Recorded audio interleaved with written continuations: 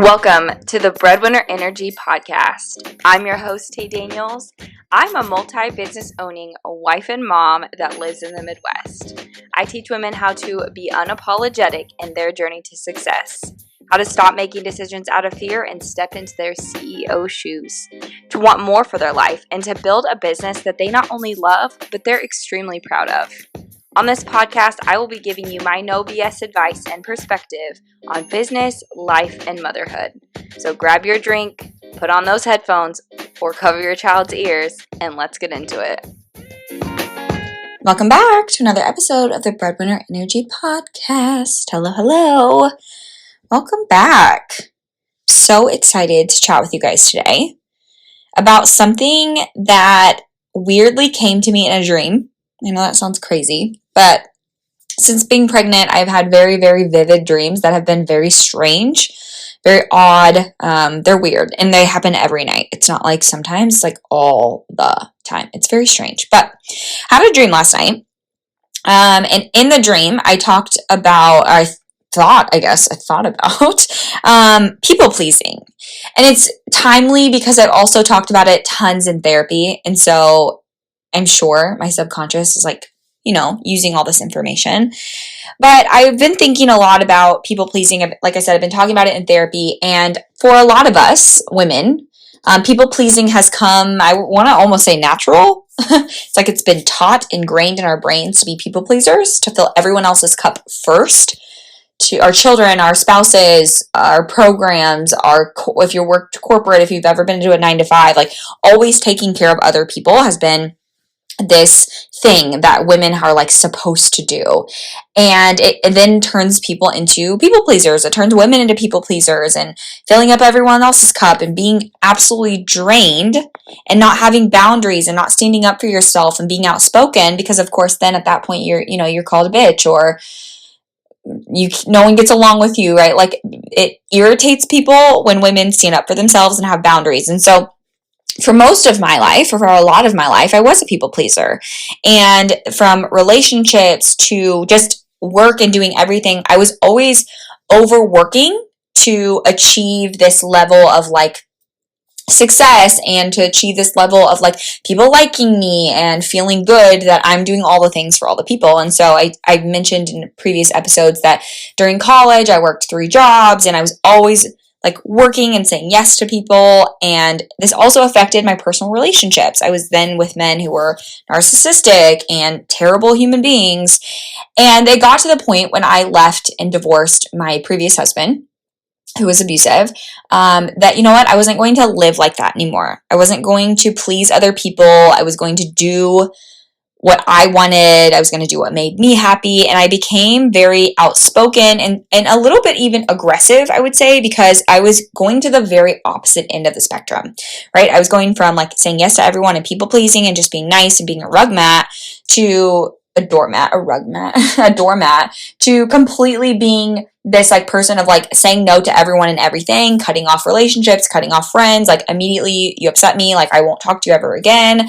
Don't get me wrong, I can still be that way if it's worthy of that, because I don't like certain energy in my circle, and so I'm very self-aware, I would say now, of who I keep in my spaces because of this. But then I got into coaching. And people pleasing came back. And people pleasing came back with saying yes to all the clients and giving discounts to everybody. And this happened even a little bit before coaching with my VA business. It's like always saying yes to clients, giving out my personal number, being flexible on payment dates and invoices and all the things that as a business owner you should absolutely not do, because you're a business. And I get we're small businesses and we're humans, and I still to this day situational will have, really real conversations with people about like going through hard times and needing to readjust a payment date or readjust paying twice, like one, paying maybe like at the 1st and the 15th or whatever, to help accommodate people, but at the same time, having really strong boundaries and not people pleasing. And I would say last year, I want to say I mastered this almost, but I didn't master it until being a group coach, a group coaching mentor, because when you're group coaching, there's a lot of people in your space, right? There's 20 to 30 to 50 people that you're coaching at one time. And so if I were to bend the rules and people please every single person in there, that is exhausting. That is draining, physically draining, mentally draining. It's not helpful for me. It's not helpful for you. And so through being a group coach mentor, I learned boundaries, really strong boundaries for me, and really strong boundaries not only for me, but for my students. Like what works for me and my team also is best for my students. And coming from a CEO place to really make those empowered decisions that, look, I'm not going to make everyone happy, but I'm going to uphold what I've promised to students. I show up for them every week. I'm coaching for them every week. I am doing what I need to do to get them the results that I've promised, but within my own boundaries of I'm not going to be in your back pocket 24/7. No, my schedule is full this week. I can't fit you in. I'm not going to book an extra call with you if that's not part of our agreement. So when my students reach out to me on Voxer, so we have a group Voxer chat, and then sometimes they'll reach out one-to-one, which is not a big deal. I don't one-to-one coach them, but if they reach out one-to-one on Voxer because they need something, I 100% reply. Do I reply at any time of the day? No, I don't. I have office hours, Voxer office hours. Now, does this mean that I won't sometimes just jump into Voxer because like I have downtime and I thought about it? Sure, I'll do that too. But I have boundaries around when I work and when I show up and when I take calls and when I don't and when I will and won't be in Voxer. And I learned this through group coaching because this is the thing. And one-to-one coaching, it's super easy to bend. And like when you have one-to-one clients or you have services and you're just working one-to-one with a person, it's really easy to bend the rules. But when you're group coaching, if you bend them for one person, you end up bending them for everyone, and then you're exhausted and then you're drained and nothing works. So what I want you guys to get out of this is first and foremost is having boundaries, being outspoken, talking about the things that you want to talk about, saying the things that you want to say, being authentically yourself doesn't make you any less of a human, and it surely doesn't make you a bitch.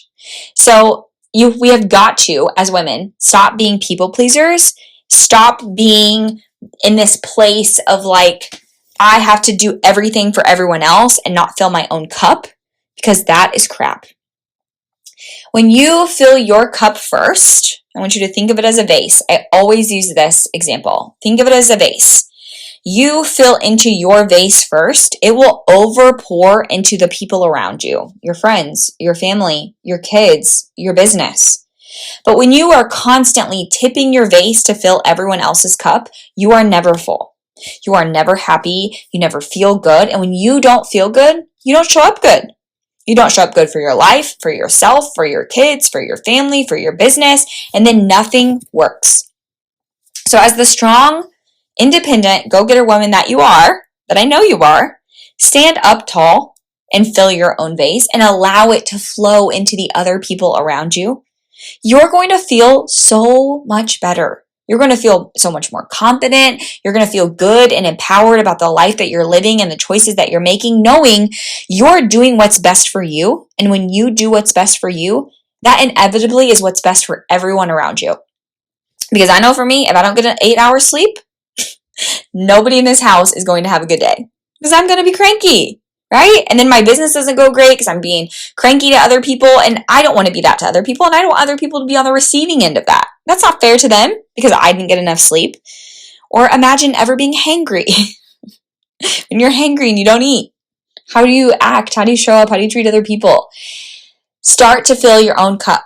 You've got to stop people pleasing everyone else, because this is the thing. At the end of the day, you cannot make everybody happy. No matter how much you try, there will always be somebody that doesn't agree with what you do, doesn't agree with what you say, who's pissed off, who doesn't feel like you're doing what they think you should do. But this is your life. This is your sign to live your life the way that you want to live it, what is best for you, which feels good to you. This is your permission to do that. And I learned that through group coaching. I recently told this to my therapist, and I truly, truly live by this. But as much as my students need me in our academy, I need them just as much. There's been so many times that I unbox her, reach out, because our group is super tight-knit and we talk about all the things. We talk about life, we talk about kids, we talk about motherhood, we talk about being wives, we talk about businesses, we talk about all the things together, which makes our group really close and unique and allows our women to know each other better, support each other better. All of them have worked together and collaborated at this point, which is mind-blowing. But I go to them and ask them for parenting advice because they're mothers. Most of our students, if not all, are older than me, and they have more experience parenting. We even have students in our program who are midwives, lactation consultants. They know more than me. They're not business coaches. I'm the business coach. But they all individually have their own unique experiences and stories that I don't have. And so in this program, not only do I show up to teach them all the things that I know, but they're teaching me things on a consistent basis. They're showing up and telling me about things that they're doing in their communities with their women or as parents that I didn't know because that's not my expertise.